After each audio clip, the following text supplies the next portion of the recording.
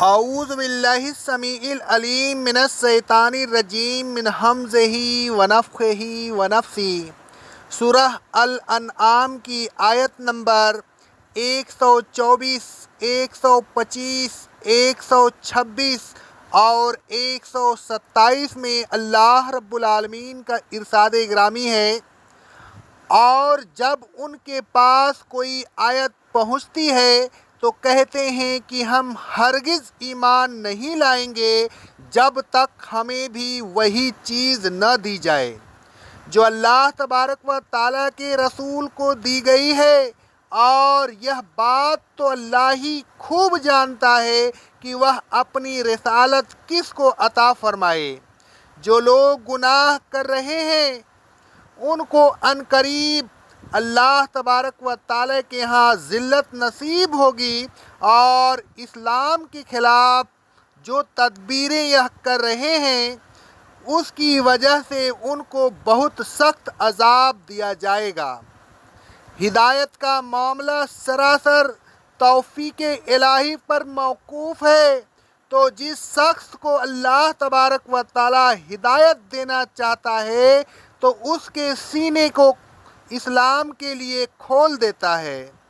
اور جس شخص کو گمراہ کرنا یعنی گمراہ رکھنا چاہتا ہے تو اس کے سینے کو تنگ کر دیتا ہے۔ اسلام کو قبول کرنا اس کو ایسا معلوم ہوتا ہے گویا وہ آسمان پر چڑھ رہا ہے۔ پھر جس طرح یہ سب کچھ فطری قوانین کے مطابق ہوتا رہتا ہے، اسی طرح لوگ ایمان نہیں لاتے۔ ان پر انہیں فطری قوانین کے مطابق اللہ تبارک و تعالیٰ کی طرف سے کفر و شرک کی ناپاکی کے رویے پر ردے چڑھتے رہتے ہیں۔ اے رسول صلی اللہ علیہ وسلم، یہ اسلام آپ کے رب کا سیدھا راستہ ہے۔ ہم نے نصیحت حاصل کرنے والوں کے لیے اپنی آیات کو واضح طور پر علیحدہ بیان کر دیا ہے۔ ان نصیحت حاصل کرنے والوں کے لیے ان کے اعمال کے صلہ میں جو یہ کر رہے ہیں اس کے رب کے پاس سلامتی کا گھر ہے، اور ان کا رب ان کا دوست ہے۔ اللہ تبارک و تعالیٰ نے کفار کی سرکشی اور حد دھرمی کا ذکر کرتے ہوئے فرمایا، فَإِذَا جَاءَتْهُمْ آیَاتٌ قَالُوا لَن نُّؤْمِنَ حَتَّىٰ تُؤْتَىٰ مِثْلُ مَا أُوتِیَ رُسُلُ اللَّهِ، اور جب بھی ان کافروں کے پاس قرآن مجید کی کوئی آیت پہنچتی ہے تو کہتے ہیں کہ ہم ہرگز ایمان نہیں لائیں گے جب تک ہمیں بھی وہی چیز نہ دی جائے جو اللہ تبارک و تعالیٰ کے رسولوں کو دی گئی،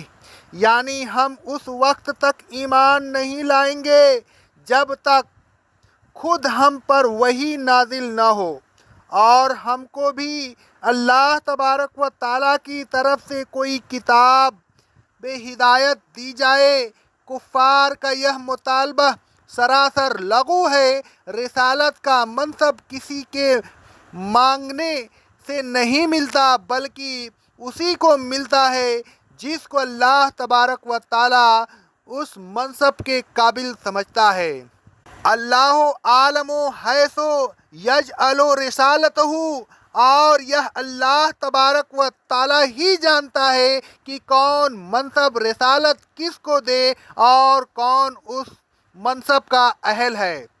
منصب رسالت کو کوئی معمولی منصب نہیں ہے بلکہ بہت ہی عظیم الشان منصب ہے۔ اس منصب کے لیے اللہ تبارک و تعالیٰ خود کسی انسان کو منتخب فرماتا ہے اور پھر اسے اپنی رسالت سے سرفراز فرماتا ہے۔ اللہ تبارک و تعالیٰ فرماتا ہے سورہ الحج کی آیت نمبر 75 میں، اللہ تبارک و تعالیٰ فرشتوں میں سے بھی اور انسانوں میں سے بھی پیغام پہنچانے والے منتخب کر لیا ہے، بے شک اللہ تبارک و تعالیٰ سننے والا دیکھنے والا ہے۔ آگے اللہ رب العالمین فرماتا ہے سَيُصِيبُ الَّذِينَ أَجْرَمُوا صَغَارٌ عِندَ اللَّهِ وَعَذَابٌ شَدِيدٌ بِمَا كَانُوا يَمْكُرُونَ۔ جو لوگ جرم کر رہے ہیں اور تکبر کی وجہ سے ایمان لانے کو اپنی بے عزتی سمجھتے ہیں، ان قریب اللہ تبارک و تعالیٰ کے ہاں ان کو ذلت نصیب ہوگی، ان کی عزت خاک میں مل جائے گی اور ان کے کچھ کام نہیں آئے گی، بلکہ ان کی سازشوں کی وجہ سے ان کو بڑا سخت عذاب ہوگا۔ ہدایت کا معاملہ سراسر توفیق الہی پر موقوف ہے۔ فَمَن يُرِدِ اللَّهَ أَن يَهْدِيَهُ يَشْرَحْ صَدْرَهُ لِلْإِسْلَامِ۔ تو جس شخص کو اللہ تبارک و تعالیٰ ہدایت دینا چاہتا ہے اس کے سینے کو اسلام کے لیے کھول دیتا ہے۔ ہدایت اللہ تبارک و تعالیٰ کی معیشت اور قانون ہدایت کے مطابق ملتی ہے، اور اللہ تبارک و تعالیٰ کا اہم قانون ہدایت یہ ہے کہ اسی کو ہدایت دیتا ہے جو خلوص اور للہیت کے ساتھ ہدایت کا طلبگار ہوتا ہے، اور پھر ہدایت کے حصول کے لیے جد و جہد کرتا ہے، کیونکہ اللہ تبارک و تعالیٰ فرماتا ہے سورہ العنکبوت کی آیت نمبر 69 میں، اور اے رسول صلی اللہ علیہ وسلم، جو لوگ ہمارے راستے میں آنے کی کوشش کرتے ہیں ہم ضرور ان کو اپنے راستے دکھا دیتے ہیں جس کے ذریعہ وہ صراط مستقیم پر پہنچ جاتے ہیں۔ بے شک اللہ نیکی کرنے والوں کے ساتھ ہے، اللہ ان کی مدد اور رہنمائی کرتا رہتا ہے۔ آگے اللہ رب العالمین فرماتا ہے وَمَن يُرِدُ أَن يُضِلَّهُ يَجْعَلْ صَدْرَهُ ضَيِّقًا حَرَجًا كَأَنَّمَا يَصْعَدُ فِي السَّمَاءِ۔ اور جس شخص کو اللہ تبارک و تعالیٰ گمراہ کرنا یعنی گمراہ رکھنا چاہتا ہے وہ شخص ہوتا ہے جو قوانین ہدایت کے مطابق عمل نہ کر کے گمراہی میں رہنا چاہتا ہے، تو اس کے نتیجہ میں اللہ تبارک و تعالیٰ اس کے سینے کو تنگ کر دیتا ہے، پھر اس کی کیفیت یہ ہو جاتی ہے کہ گویا وہ آسمان پر چڑھ رہا ہے۔ جو کیفیت کی کسی شخص کی آسمان کی طرف چڑھتے وقت ہو سکتے ہیں وہی کیفیت اس کے ہو جاتی ہے۔ اس کے لیے ہدایت قبول کرنا اتنا مشکل ہو جاتا ہے جتنا مشکل کی آسمان پر چڑھنا، اور کیونکہ آسمان پر چڑھنا ناممکن ہے اسی طرح ایسے شخص کا ہدایت قبول کرنا بھی ناممکن ہو جاتا ہے۔ حق کی مخالفت، سرکشی، ضد، ہٹ دھرمی اور حق پوشی کی افراط اور ہجوم سے اس کا سینہ اتنا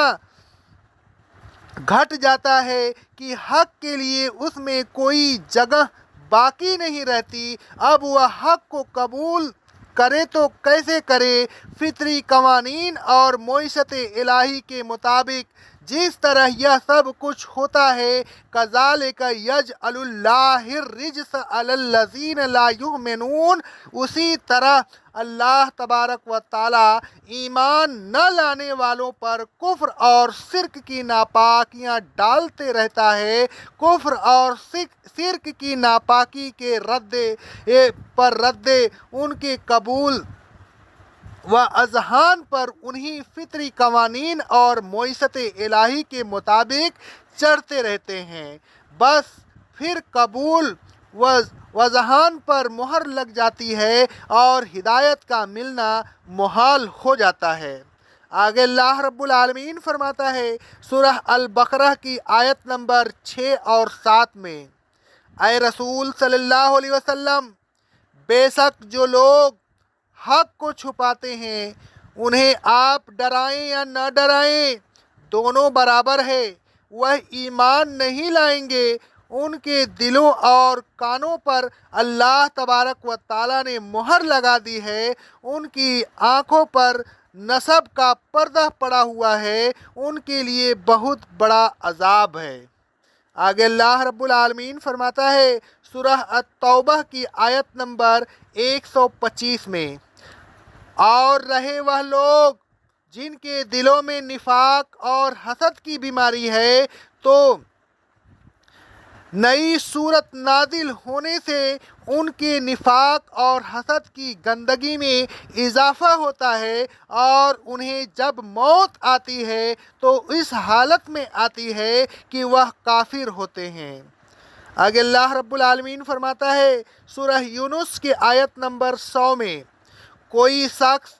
اس بات کی قدرت نہیں رکھتا کہ وہ بغیر اللہ کی توفیق کے ایمان لے آئے۔ اللہ تبارک و تعالیٰ تو کفر و شرک کی گندگی کو انہی لوگوں پر ڈالتا ہے جو اللہ تبارک و تعالیٰ کی نشانیوں کو سمجھتے نہیں اور نہ سمجھنے کی کوشش کرتے ہیں۔ الغرض جو شخص قوانین ہدایت سے بغاوت کرتا ہے اس کا اسلام لانا ناممکن ہوتا ہے۔ وَهَذَا صِرَاطٌ رَبِّكَ مُسْتَقِيمًا، اور اے رسول صلی اللہ علیہ وسلم، یہ اسلام ہی در حقیقت آپ کے رب کا ایسا راستہ ہے جو بالکل سیدھا ہے، اس میں کسی قسم کا پچو پیش نہیں۔ قد فصلنا الآیات لقوم یذکرون، ہم نے نصیحت حاصل کرنے والوں کے لیے اپنی آیات کو اس طرح علیحدہ علیحدہ بیان کر دیا ہے کہ اسلام کو قبول کرنے اور اس پر عمل کرنے میں کسی قسم کی دقت پیش نہ آئے۔ لہم دار السلام عند ربہم، ان نصیحت حاصل کرنے والوں کے لیے ان کے رب کے پاس سلامتی کا گھر ہے جس میں وہ چین و سکون کے ساتھ رہیں گے۔ اللہ تبارک و تعالیٰ فرماتا ہے سورہ الحجر کی آیت نمبر 45، 46، 47 اور 48 میں، بے شک متقین ہمیشہ باغوں اور چشموں میں سادہ و فراہ ہوں گے، قیامت کے دن ان سے کہا جائے گا ان باغوں میں سلامتی اور امن کے ساتھ داخل ہو جاؤ، ہم ان کے دلوں سے بغض و کینہ کو نکال دیں گے، پھر وہ ایک دوسرے کے سامنے تختوں پر اس طرح بیٹھے ہوں گے گویا کہ وہ بھائی بھائی ہیں، نہ انہیں وہاں کوئی تکلیف پہنچے گی اور نہ وہ وہاں سے کبھی نکالے جائیں گے۔ آگے اللہ رب العالمین فرماتا ہے وَهُوَ وَلِيُّهُمْ بِمَا كَانُوا يَعْمَلُونَ، اور اے رسول صلی اللہ علیہ وسلم، نہ صرف یہ کہ ان کو سلامتی کا گھر نصیب ہوگا بلکہ ایک اور بہت بڑی نعمت انہیں ملے گی، وہ اللہ تبارک و تعالیٰ کی دوستی ہوگی۔ اللہ تبارک و تعالیٰ ان کا دوست ہوگا، اور یہ سلامتی کا گھر اور یہ اللہ تبارک و تعالیٰ کی دوستی ان کو ان کے ان اعمال صالح کے صلہ میں نصیب ہوگی جو اعمال وہ دنیا میں کرتے رہے تھے۔ اے لوگوں، یہ تمنا نہ کرو کہ اللہ تبارک و تعالیٰ آپ سے بات کرے یا آپ کو نبوت و رسالت سے سرفراز فرمائے تو آپ ایمان لائیں گے۔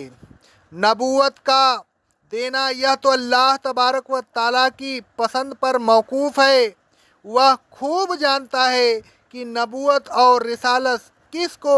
دے۔ آپ کا تو بس یہ کام ہے کہ اللہ تبارک و تعالیٰ نے جن انبیاء علیہ السلام کو نبوت کے لیے منتخب فرمایا ہے ان پر ایمان لائیے اور اللہ تبارک و تعالیٰ کے آخری رسول صلی اللہ علیہ وسلم کی پیروی کیجیے اور اس کی اطاعت کیجیے۔ اے لوگوں، نبوت اور رسالت کی تمنا فضول ہے، اس لیے کہ اب تو نبوت اور رسالت منقطع ہو چکی ہے۔ اب کسی کو نبوت اور رسالت نہیں مل سکتی، کیونکہ رسول اللہ صلی اللہ علیہ وسلم فرماتے ہیں، رواہ ترمذی کی حدیث ہے سند صحیح سے، رسالت اور نبوت دونوں منقطع ہو گئی، لہذا میرے بعد اب نہ کوئی رسول ہوگا اور نہ نبی۔ اے لوگوں، اسلام ہی اللہ تبارک و تعالیٰ کا سیدھا راستہ ہے۔ اسلام پر چل کر دارالاسلام کو حاصل کیجیے۔ اللہ تبارک و تعالیٰ تمام لوگوں کو دین اسلام قبول کرنے کی توفیق عطا فرمائے اور اللہ کے نبی صلی اللہ علیہ وسلم کے طریقے پہ چلنے کی توفیق عطا فرمائے۔ اقول قولی ھذا استغفر اللہ استغفر اللہ استغفر اللہ۔